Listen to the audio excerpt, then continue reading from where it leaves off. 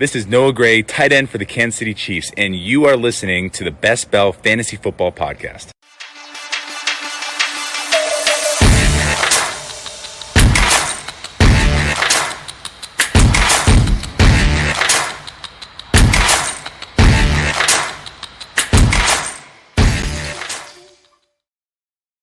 And welcome into episode 40 of the Best Bell Fantasy Football Podcast. I'm Bradley Stalder, and tonight I'll be reviewing the Cincinnati Bengals team projections that I have done. I'll be posting these projections on the website, bestbellfantasy.com. When I'm completed with all the projections, I'll find a way, make sure that you can take a look at them. I want you to be able to see them so that you can see what I see, and then I'll also add some rankings and maybe add some notes as well based on those projections.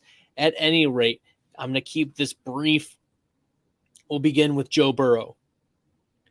Joe Burrow was coming off of a devastating, catastrophic knee injury last season. We weren't sure if he was going to start week one, and then things were trending the right way. He ended up showing a lot of progress, and obviously the Cincinnati Bengals had their best season in a very long time.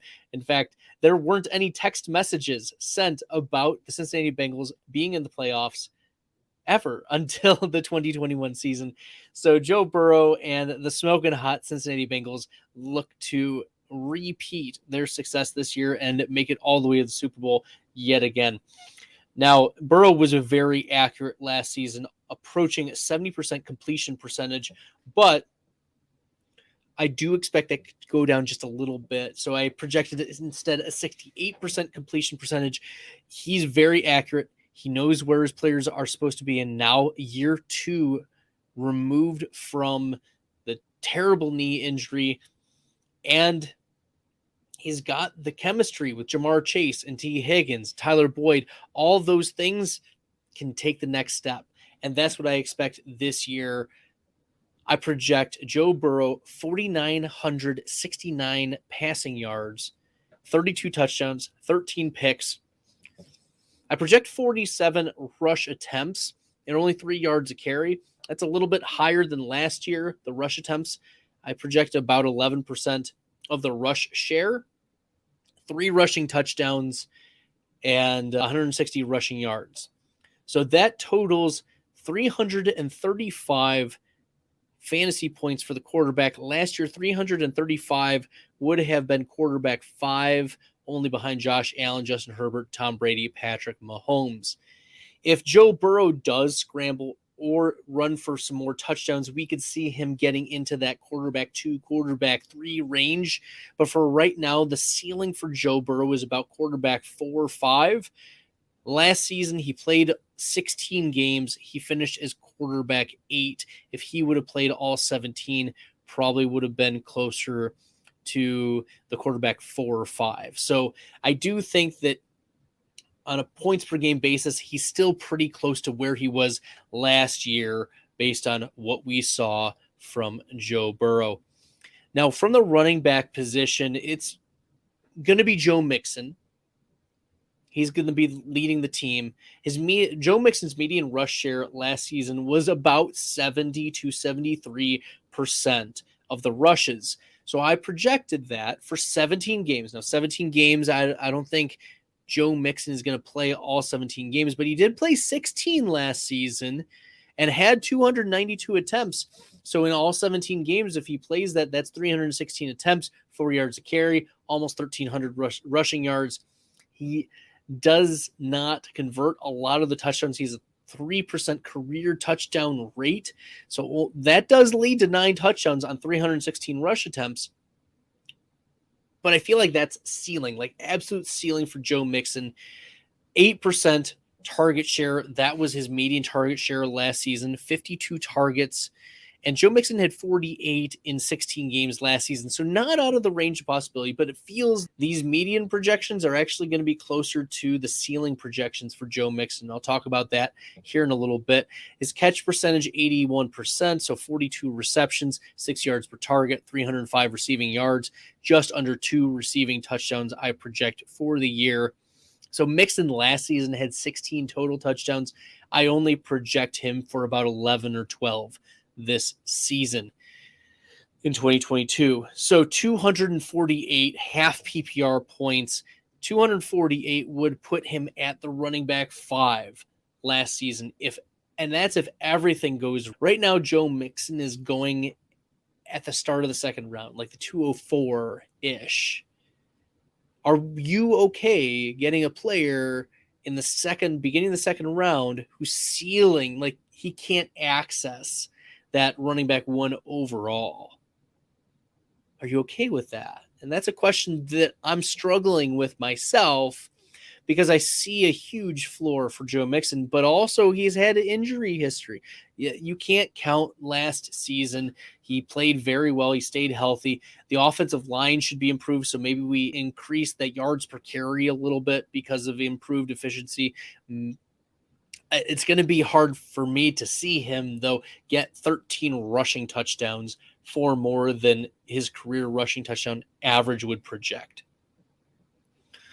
So I think that this is still a fair assessment. Running back 5, probably closer to running back 7. But if you think about who's going off the board before, Jonathan Taylor, Austin Eckler, Najee Harris is going off before Joe Mixon. Sometimes Aaron Jones is going off before Joe Mixon. Derrick Henry is going, Dalvin Cook. I've just listed a bunch, like 5, 6, 7 players. I think Joe Mixon is appropriately priced, but we could see a shift in his third down work is what I'm hearing, some rumblings. And that's why Chris Evans is the other running back in this projection that I have more confidence in. I have Chris Evans projected at 6.2% rush share, almost 30 rushes, 4.5 yards per carry, a rushing touchdown, but 6% of the targets, and that might even go up. We're looking at 35 plus receptions, 2 or more per game, at least 1, if not 2 receiving touchdowns. And if Joe Mixon goes down, Chris Evans has the agility and the capability to catch passes for Joe Burrow, where we could see some spike weeks out of Chris Evans if Joe Mixon goes down. I'm not big on Samaje Perine as just a between the tackles grinder. I don't think that he's going to be a valuable piece.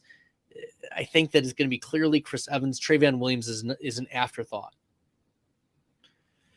So if you want to take a stab at a running back, the better pass catching running back is Chris Evans. The better pass blocking third down back is probably going to be Chris Evans. So you should be in on drafting Chris Evans as one of your players in rounds 18, 19, 20, wherever he's landing near the end of your fantasy drafts. Now to get to the fun part, the wide receivers. Jamar Chase, I have projected at a 23% target share, so just a little bit higher, 150 total targets, 91 receptions, 61% catch rate, 1,500 receiving yards. Last season, there were 3 players to get 1,500 receiving yards, and that was Cooper Kupp with 1947, Justin Jefferson with 1616, Devontae Adams with 1553, Jamar Chase 1455. I think that it increases just a little bit. And Jamar Chase had 13 receiving touchdowns. I project him for just under 12. But it's the targets and receptions that go up for Chase compared to last year. 150 targets is my projection. He only had 128 last year in 17 games, and I project 91 receptions instead of 81 from last year. And last season, Jamar Chase had 264 fantasy points in half PPR. That was wide receiver 5. I project 266.4. So we're talking still in that upper echelon of wide receivers. And he's obviously going as wide receiver 3 behind Cooper Kupp and Justin Jefferson. And if you want some upside plays, Jamar Chase has within the range of outcomes to be the wide receiver 1 overall. So Draft him with that type of confidence. And if you're in a keeper league, you just got a huge deal, especially because a lot of keeper leagues drafted, if your keeper league started up last year and you got Jamar Chase in the 8th round, 7th round, 9th round, wherever, Jamar Chase he's a game changer for sure. And I project an increase in target share and reception. So looking forward to seeing what kind of magic Jamar Chase can continue to show here in 2022. T. Higgins, also one of the top wide receivers. I project T. Higgins at 137 targets, 21% share, 87 receptions, 1,162 receiving yards, just under 7 touchdowns. And that puts him at exactly 200 fantasy points. That would have been wide receiver 15 last season. T. Higgins is going off the board around the wide receiver 12, but I think that's like fine. Like looking at what happened last year, 5 players who scored between 204 and 208 fantasy points. And all you need is a couple more spike weeks out of T. Higgins, and you could see an ascension into that top 7, top 8. And if you have 2 wide receivers in the top 8, we saw that with Tampa Bay last season. We saw Antonio Brown, Mike Evans, and Chris Godwin all be top 7 in fantasy points per game. And T. Higgins and Jamar Chase very well could mimic that elite performance. The third wide receiver is Tyler Boyd, and sometimes he's forgotten about, but he does have some spike week potential. My projection for Boyd, 17% target share, 78 receptions, 113 targets, about 4 touchdowns, 142 fantasy points. That does put him at what would have been wide receiver 36 last season and a half point, assuming, of course, playing all 17 games, but that's what a lot of those players did.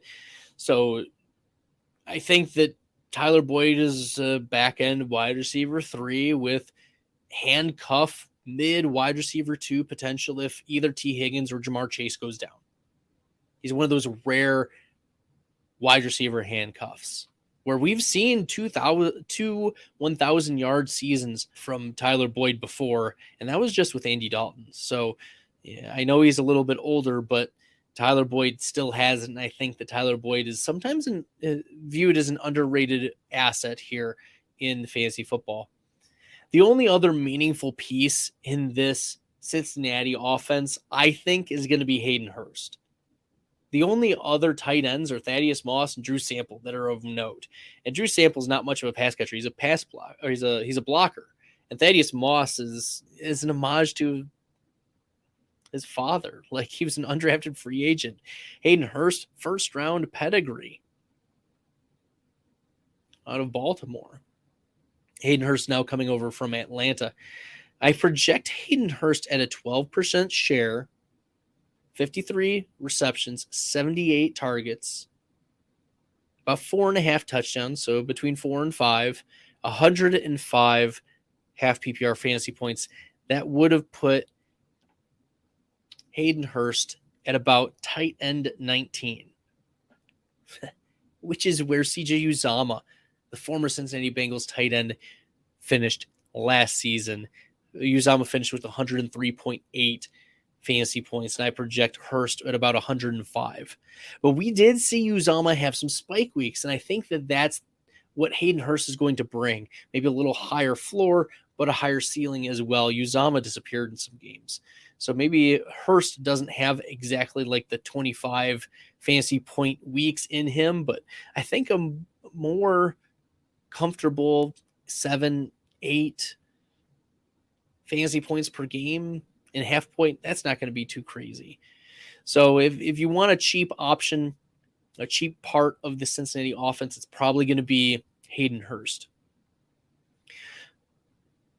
Taking a step back, you want all of the major pieces of this Cincinnati offense. They're going to be pass heavy. I have the projected pass rate to be at about 60%. So 648 passes to 432 rushes. I have 63.5 plays per game. I think that that's going to be, it's faster than most of the other teams, almost 1,100 plays on the season. So there's a lot to like about the Cincinnati offense. And going into 2022, you could see a few of them having spike seasons. Ultimately, draft Joe Burrow, draft Chris Evans, draft Joe Mixon, Jamar Chase, Tyler Boyd, T. Higgins, Hayden Hurst late. All right. Those are my takeaways for the Cincinnati offense. And they've got a tough schedule, like zooming out, because they made it to the Super Bowl. They have one of the toughest schedules now here in 2022. So you could see the offense being pushed by other elite offenses. And depending upon the Deshaun Watson situation for Cleveland may be more competitive than what we're initially projecting for. So this Cincinnati offense could be even higher than last year, believe it or not. So those are some takeaways. Appreciate all of you dropping in, popping in, viewing, saying hi. Thanks, everyone. And if you haven't subscribed to the Best Bell YouTube channel, make sure you click the red subscribe button. Make sure you click follow and subscribe on Apple Podcasts, Spotify, iHeartRadio, wherever you listen to the podcast. Check out bestbellfantasy.com. I'll be updating projections, as I mentioned at the top of the podcast, when I finish all of them. Right now, I've gotten through Green Bay, and then I'll have Houston, Indy, Jacksonville, Kansas City, Vegas. I'm about halfway through the projections right now, and then once it's done, I'll get it posted to the website, and you can listen and watch and view these projections reviews as I go through them, and you can also see the document updated live for your favorite teams, or to see the rankings based on the median projections that I have. All right, great. Thanks everyone for tuning in. Appreciate you stopping by, and till next time, good luck in the best ball streets.